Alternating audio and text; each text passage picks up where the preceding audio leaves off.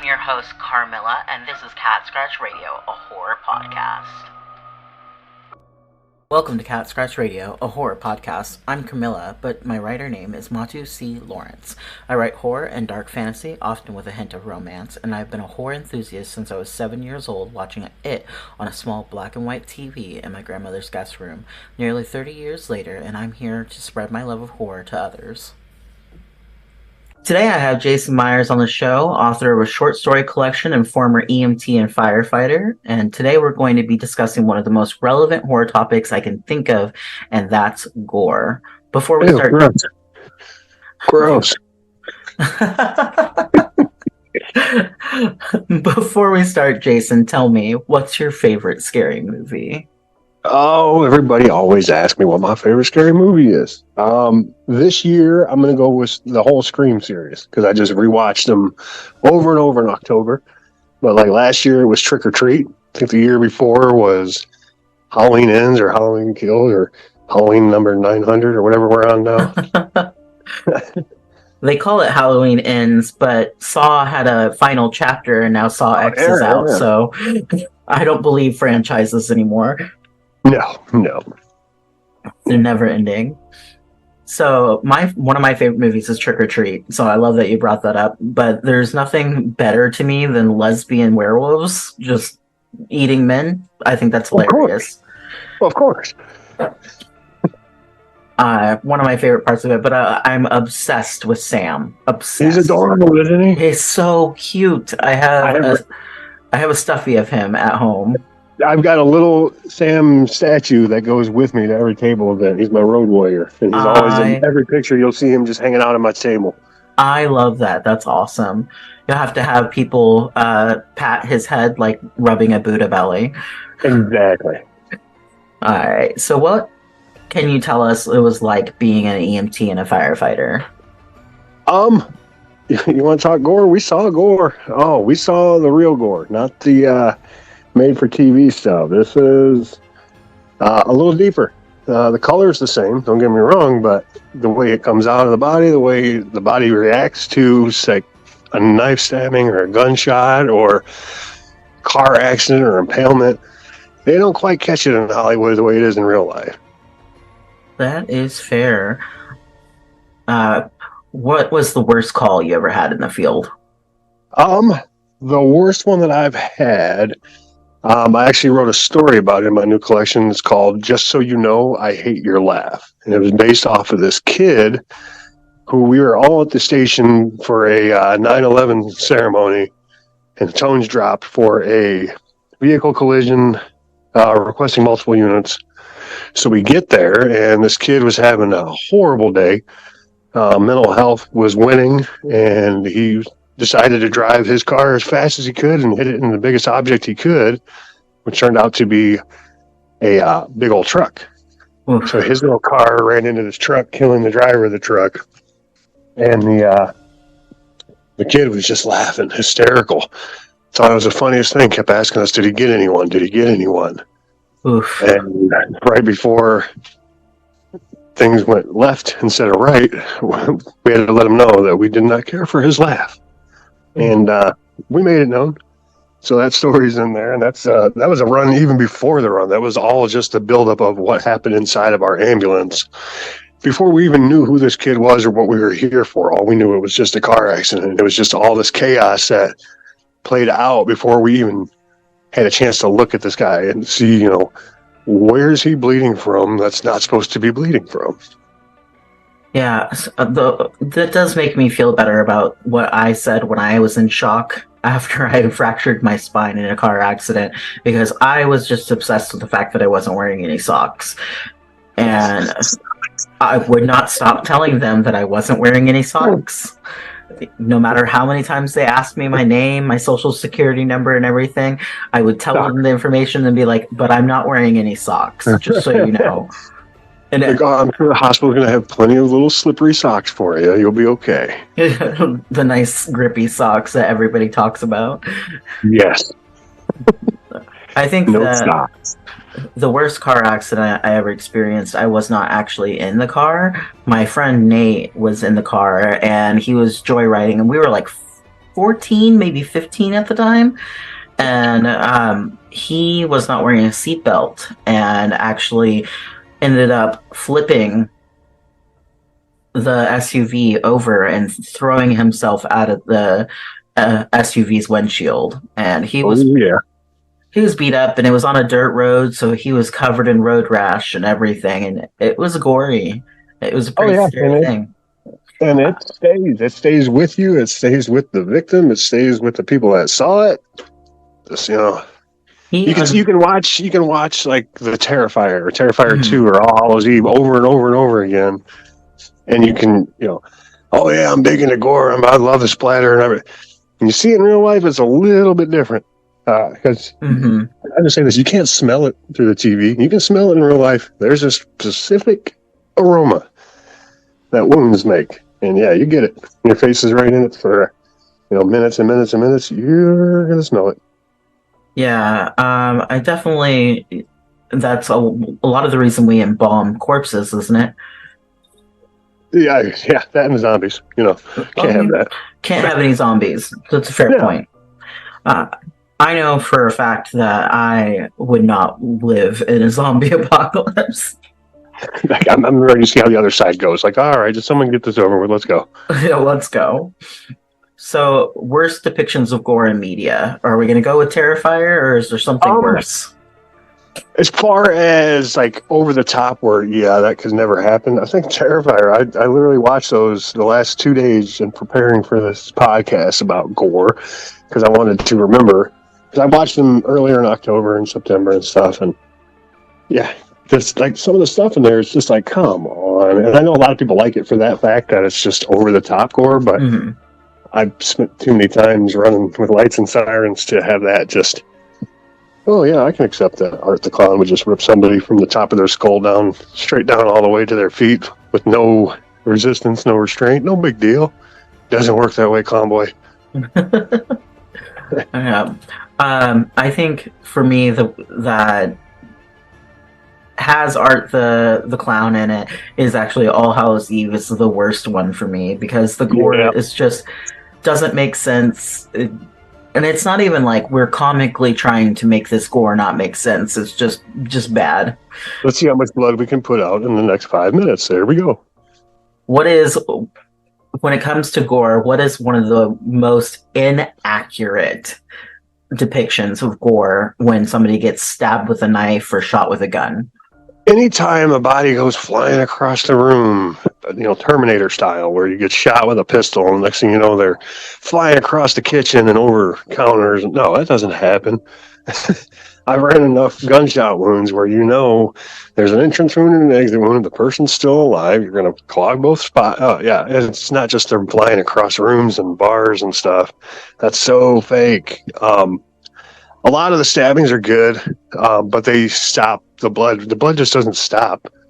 If you're cut enough, you're gonna keep blowing. I mean, you're not gonna bleed out unless obviously they catch a special spot. But if you get cut on the arm, your arm's gonna continue to bleed through the next scene of the movie. So stop drying them up.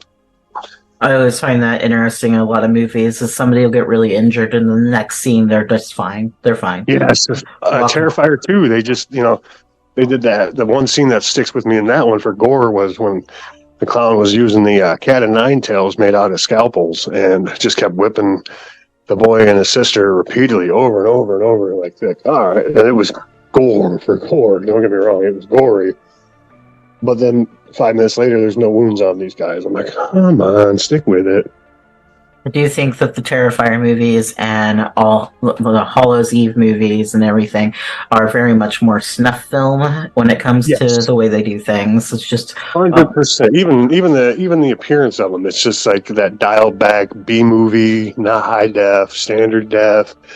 I do love the fact that Art doesn't talk. I mean, just the fact that he's a mime throughout the whole movies and throughout the whole franchise, that takes on a different tone when you see him laughing, but he's not laughing, but he's just completely getting off on what he just got off on. And he's definitely got an ominous tone to himself. Yes, absolutely. And then even the new one, we'll say from 2017, just the way when Pennywise is in the sewer and he's talking and laughing and talking about popcorn to Georgie, and all of a sudden he just stops, dead stops, and just stares.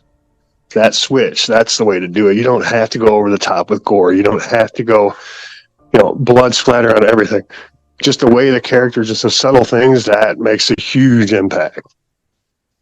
Yeah, I definitely agree. I think for me, one of the worst depictions of war is when somebody gets stabbed in the neck and it's just shooting everywhere. Yeah, I mean, if you get the They hit the if artery. you catch the artery, yeah, you're gonna get a lot of arterial blood. But again, that's not just straight pouring out. That's going to be when your heart beats, you're getting shot across the room, shot across the room, shot across the room. It's not just Right. constant pouring out. Yeah, Knife to cross the throat, yeah, you're going to pour out of that. But if you just get stabbed in the neck, yeah, you're going to bleed. It's going to be in little spurts. yeah. I think that there's some movies that get it right where it is just kind of spurt, spurt, spurt, but Yes. a lot of them it's just this constant flow of blood coming out, and I'm like, that is so Yeah. unrealistic. Well, I mean, being an EMT, we had to, after we did all of our in-class stuff, there's the opportunity, which was a demanded opportunity, that we go to autopsies. And to see an actual body and then have it open and then you see how much is inside. Like, what? There's no way there's that little amount of blood. There's not. I mean, there's a lot of blood, don't get me wrong, but compared to what they show on TV, no. Yeah, we're soft and squishy on the inside. Some of So us are soft and squishy on the outside too, though. that's true. I am. So what would you say is some of the best depictions of gore in media? Best depictions of gore in media, and I'm not even going to say they're all horror related. I'm going to say Passion of the Christ was a fantastic description of the blood and as far as how the body reacts to it. Growing up watching over the top stuff like RoboCop, where they took out RoboCop, that was obviously fake to me as a kid, but it sticks with you because, like, oh wow, they didn't pull the camera away, they actually showed it, and that was something. Yeah. A lot of like military movies, they're fantastic when it comes to the blood and the accuracy, like Saving Private Ryan. That was a real great war movie, and it was fantastically in tune with how it would have been. Yeah, I don't think I'll ever get the scene where that meat comes right off the bone ever out of my mind. Oh, yeah, or when the one that gets me is the sniper through the sniper glass. Oh yeah. Another really good war film for Gore is 1917. It's a World War One movie, and they accurately depict the corpses across the battlefield. And there's a moment where one of the characters slips and his hand falls inside of an old corpse, and it is graphic. And that was the thing. Out of high school, I was trying for the military 7 different times and failed the hearing test 7 different times and got 7 different free T-shirts. But I always wanted to be in the military, so I've got that. Watching. I'm not going to have to watch 1917 now that you talk about it. I'm going to have to see this one now. Excellent movie. I tried to get into the military too, and then they were like, "Oh, you have a fracture in your spine. We can't take you." But you didn't have socks on. It wasn't your fault. Exactly. That car accident was definitely my fault, but that's aside from the point. Yeah. So, what is the worst part of being an EMT or a firefighter? Remembering every single thing that you've seen, no matter how many times you try to forget it, it just doesn't go away. The PTSD is 100% real. But it's weird because, like, I'll be talking about a run to somebody else on an apartment, and the way I felt and the way I saw it and the way I lived through it, they're like, oh yeah, it was nothing. And it could be something like that where it was huge to me that's going to stick with me forever, like holding somebody's foot while the rest of their body's not connected to it. That sticks with me. But they were like, oh yeah, it was just another accident. I'm like, what? So people are, and it'll be the same way. Some people be telling me about a heart attack that we ran. I'm like, yeah, I remember that. And they could be so caught up in it that they keep reliving this same run over and over over again. And then when you've got somebody else who's on that run, it could mean nothing to them. So it's kind of weird in that sense that different things stick with different people. But as far as first responders, there's always going to be some sort of PTSD with it. Yeah, my day job, I work for the Department of Transportation, and we've been working on stuff for EMS, and man, some of the photos that come in of just the cars that have been crashed and everything, and we have a crash site for investigators on site, and we have an old SUV that's been beat up and crashed, and it still has blood stains all over it. Oh yeah, yeah. We did a lot. I mean, right where I'm at here near Toledo, Ohio, we have access to like every highway within 2 or 3 minutes of our little town in Maumee. So we get a lot of runs on the turnpike, a lot of runs on the highway, a lot of runs on the bypass highway, and yeah, you grow accustomed to collecting people and parts. Yeah, Ohio has a pretty high crash rate, doesn't it? Well, yeah, we're pretty awful. Pretty Bad awful. drivers.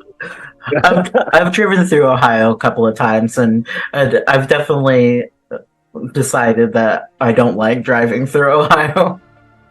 It's just so flat, and there's corn everywhere. There is corn everywhere. So, what is like the worst thing somebody could say to you as a firefighter or EMS? Hey, it's been slow lately, hasn't it? You guys haven't had a lot of runs lately. Or, hey, food's hot. Or you hear someone say, hey, I'm going to go to the bathroom. Any of those type of things, you're just asking for trouble. There is a real life karma and a real life juju with the fire department and the first responders where if you mention that it's slow, that you're hungry, that you haven't done anything in a while, guarantee there goes the rest of your shift. You're going to be behind the wheel. So don't say that to people. That sounds like pure chaos in general. I can't imagine having to be on edge the whole time. So, oh yeah, some of the things like I remember a chief who, all right, well, I'm using their bathroom. I'm like, sir, the house is on fire. He's like, well, we had to run, and I'm using their bathroom. I'm like, oh, okay. I mean, sometimes it just happens that way. Yeah, well, that was the thing. I think it's because he went to go sit down at the station. That's why we got that call. You know, the universe knows when you got to go. Yep, sounds about right. So, how do you use that history you have of being an EMT or a fighter to write gore in your stories? I like to make it where it's believable. Going through, over a decade on rig and hands-on, I've held every organ from the inside of a body in my hands at one time or another, whether it be in a cadaver lab or be on scene in the field. You get a feel for it. We don't have the pictures to describe it. We have to use our words, and we have to be able to let somebody know exactly what you're seeing. So if you don't have a nice, keen sense of adjectives and adverbs, you can't just say the blood was red and wet. There was a lot of blood. Her head looked like it exploded. No, you get in and you get nasty with it. And you tell them exactly what you're seeing. We don't have the TV to tell us all this stuff, so you need to describe it and describe it ways the TV can't use it. Like I said earlier, smell. Put that in there. That's a huge when you're reading and all of a sudden you can smell it. Like, oh, okay, I'm on it. Yeah, that makes total sense. I definitely think that. So one of the worst things I've ever seen was having to identify the body of one of my friends after she had been shot 17 times. And that is something that definitely stays with you for an eternity. And well, it's funny you say. Well, I won't say funny. I mean, it's not funny, but it's ironic you say that because in the novel I'm writing right now, I did a scene where the wife had to go in and identify her husband after a gunshot wound to the face and describe that whole thing because that happened in my real life where. My mother had to identify her brother after a similar situation, and she'll still talk about it. That was 30 years ago, so it sticks with you, and you're like, you know what, this has to be put in there. You can't just skip over it because if they're going to do it in the book, then you got to talk about it. No, it's just too real. Those situations where you have to identify, I don't wish that upon anybody, especially when we would be on scene and a family member shows up, Oh, that or definitely. at someone in someone's house, and dad's having a heart attack, and mom and daughter and son are standing 4 feet away from him, screaming in your face because you're failing. Though you already know there's no chance. When you walked in that door, he was already long gone, but you still have to work. You still have to try, and you got the family screaming at you. That sticks with you. Yeah, definitely. The hardest part for me was being the last person to see my friend. So I was the one who, not only did I identify her body, I also was the one who identified her murderer, which was not Oh, fun. Yeah, I ended up moving after that because the guy got out on bail. yeah, no I, doubt. I was like, I'm going to move literally a few thousand miles away. Goodbye.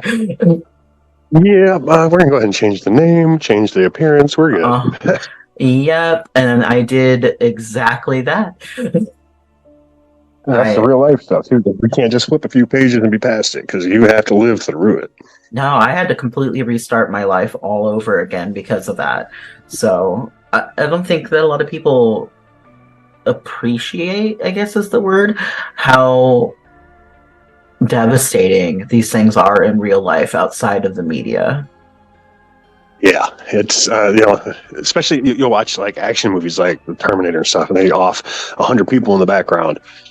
You got 100 people that are about to be identified by family, and you got 100 people that are going to have to do a funeral for. And it's like that's where my Mhm. mind goes when I see these things now because of the department. I'm like, I know it's not just what's right in front of me. I know there's going to be backlash coming from the family, coming from the news team that's always seems to be on the scene when you're doing something on the street.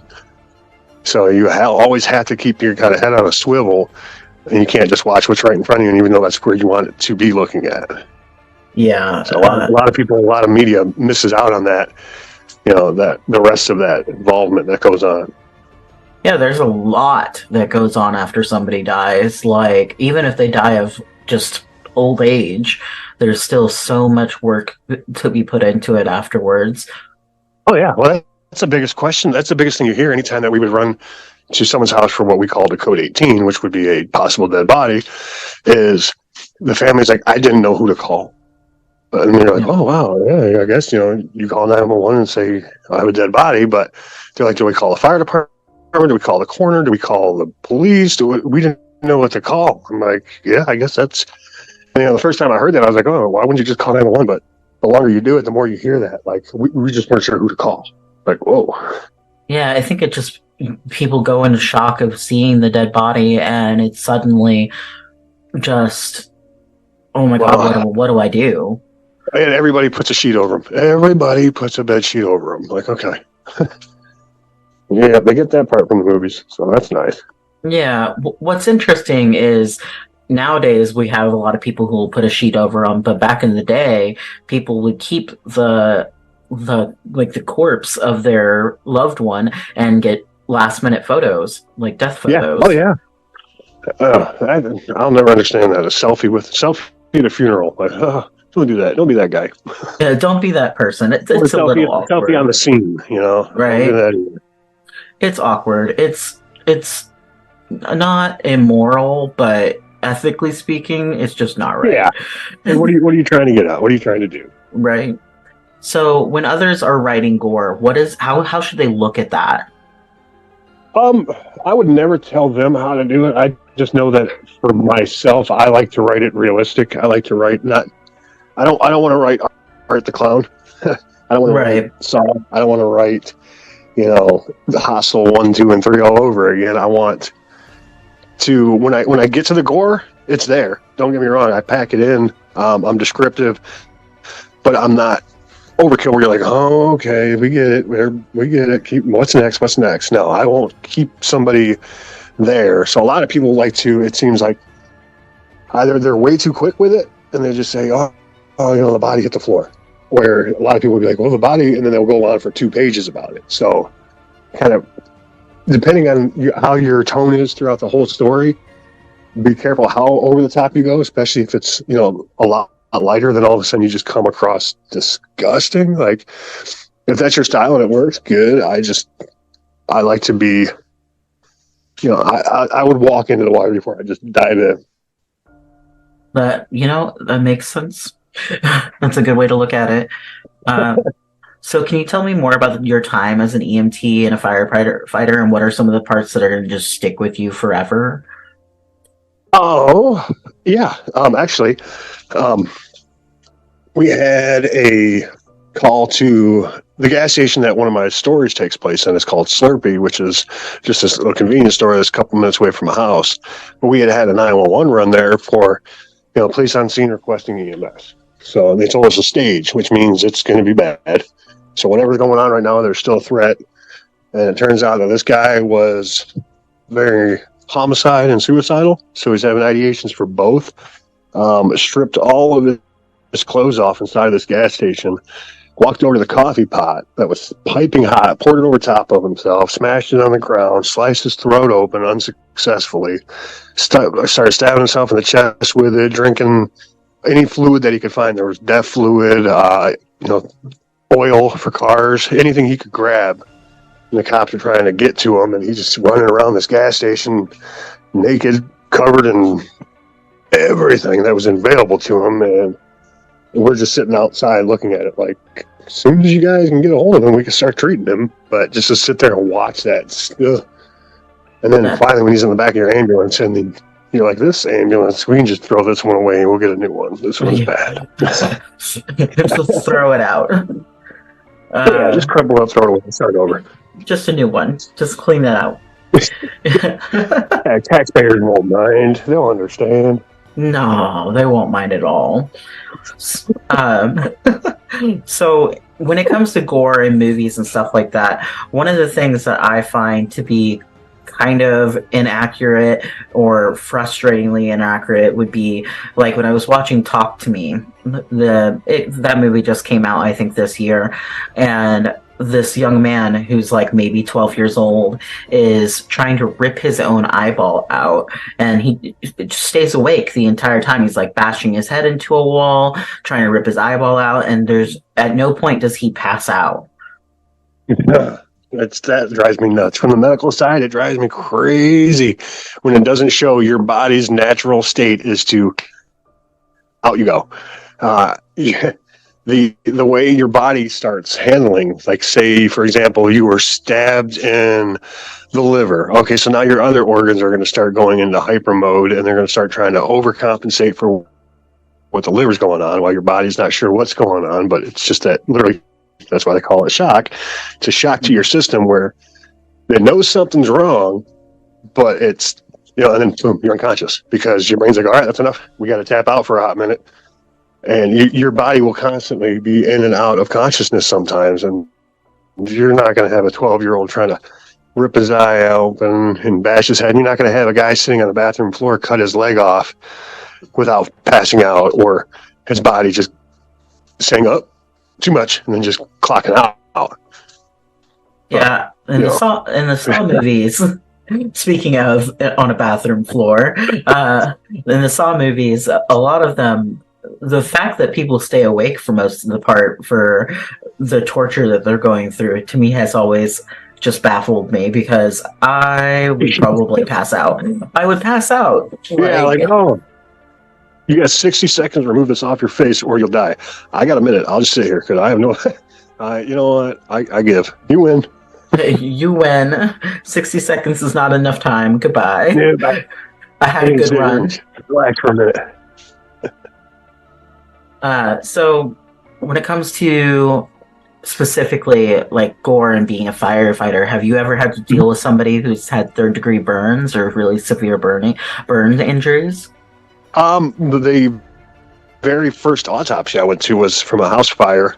The next morning we were there at 8 a.m, and we opened that bag, and smoke literally came out, and you could smell the skin. And as we're all standing around, they're like, all right, so we're gloved up, and they're like, we can show you what degloving is, and I don't know if you know what that is, but look that up sometime. So you can actually put your hand on someone's skin and push down, and it's like wiping away the skin, just kind of peels right off. I don't know if you ever saw The Craft. I'm sure you have. I have. When Nev Campbell's character gets all those back grafts and everything, and then the doctor's just kind of wiping it away, and their normal skin's under that. Hmm. Similar to that, except it's not normal skin under there. It's just more burn. Wow, that's insane. Oof. It gives me the shivers just thinking about it. So you personally, have you run into a burning building before? I have, yeah, several times. Yeah. I'll tell you what. As far as that life, I do miss the fire. I do miss the fire aspect of grabbing the nozzle, being the one kicking the door in, walking in. Oh, that I miss that as opposed to the medical side. The medical side, COVID kind of took that thrill away from me because it just seemed to be all we started doing was just transport. We're Right. playing a taxi game, but every once in a while I'll be sitting outside at a fire or something here in the backyard, and I'll hear the tones going off and all the sirens and everything going off around me, and I'm like, oh, there they go. And it always reminded me of like a bee's nest. Like as soon as the 911 call came in, you just had bees from all over trying to get back to the nest because their queen's hurt. And that's how we always. And that's just what it always reminded me of. As soon as that alarm went off, everyone's fighting to get out of rig. Wow. Speaking of COVID-19, the body count in New York was so bad that they had a literal body pit. In Ohio, where you're at, what was your experience like for that? Was it just transporting dead bodies, or did you It guys? was we didn't have to do the dead. We it was just we didn't have the resources. It would have been too much. So we did a lot of. There was a one of the homeless shelters downtown in Toledo had a huge outbreak of COVID, so they ended up having to quarantine the whole building, and ended up taking all the residents from that homeless shelter, moving into our suburb where we live in one of the hotels.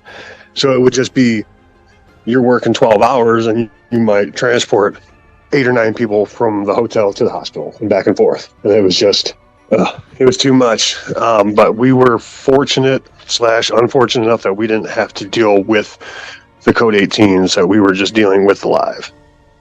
That is actually definitely fortunate because I, as I said, they were in masses of how many people were dying. Oh, yeah. So, what are some parting words you'd like to give to writers or anybody in the film industry when it comes to writing horror in general? Um, do your work, do your research, talk to a first responder, talk to a doctor, talk to a nurse, someone that's, talk to ER people. They're great, amazing. Our emergency rooms are fantastic, and they are a never-ending supply. Everybody knows a nurse. Everybody in their life has a nurse in their family or a nurse friend. Talk to them. They've seen it too. Hey, I'm writing this part where this kid's trying to rip his eyeball out. Tell me what would happen, and listen to them, because they Yeah, can say, well, the body's going to say that ain't happening. So they'll yeah, just say, oh yeah, the kid started banging his head against the wall, took a spoon and removed his eye. Did he though? yeah. I found it in that scene. I found it so unbelievable. He was supposedly possessed by a ghost, and that's why he was doing it. But I still feel like the body would go into survival mode, and he'd still pass Yeah, out. yeah. I don't even know about survival. It would just be like, I quit. I don't want to feel this anymore. Your body just says, that's it. We're going to turn off all of our nerves and our receptors, and we're done. Oh yeah, definitely. So tell us a little bit about your short story collection that's coming out. I have a short story collection coming out. It's called Metamorphases. It is 27 different stories of mine that have been collected in different anthologies over the last 3 years. 4 of those stories are brand new, including the one that I talked about earlier, that Just So You Know I Hate Your Laugh. They're different themes and different styles of horror, and some of them aren't even horror. They're just strictly, hey, here's a story I wanted to tell you. And that's how I like to do it. I can write novels, but I just have a love for the short story. I like the ADD in me saying, "Hey, if I can read a book in 15 pages, it counts as a book because I read a story." And that's why I try to make it a complete tale. It's not just here's an excerpt. No, it's here's a whole story, and here's 27 entire stories all by themselves, and they're all just put into one nice book that you can hang on to. And looking forward to that one coming out on 11/11. Make a wish. That's going to be Coming up soon, actually, and Yes. we'll look at the calendar here, the actual calendar, if my computer would allow me to do that. Fine, I'll look at the calendar on my phone. My computer decided that it's only going to show me notifications. Oh, So 11/11, yeah. So this podcast is actually going to release the day before your hey, release. as soon as you're done listening to this, go ahead and get on Amazon and put it in your And cart. pre-order it. You got it. I'm also going to do a like a limited box because that seems to be the thing now. I've got so much swag; it is ridiculous. I'm talking buttons, pins, writing pens, decals, bookmarks, lanyards, everything. I've got everything that's going to come with this book, and I'm super excited to get it out there because this is just all me. It's just 27, all Jason Myers. Perfect. Thank you so much for being on the show and giving us your insight onto Gore's health and having to talk about some of those things that are so horrific. I really, really appreciate that. Yeah, of course, of course. Just make sure you got clean socks on next time. I promise I'll wear socks. Sure. All right. Thank you so much, and maybe we'll have you on the show again sometime soon. Sounds good. All right. You've been listening to Cat Scratch Radio, a horror podcast with your host, Carmilla Mays, also known as Matu C. Lawrence. If you want to find me on social media, just look up MX Carmilla.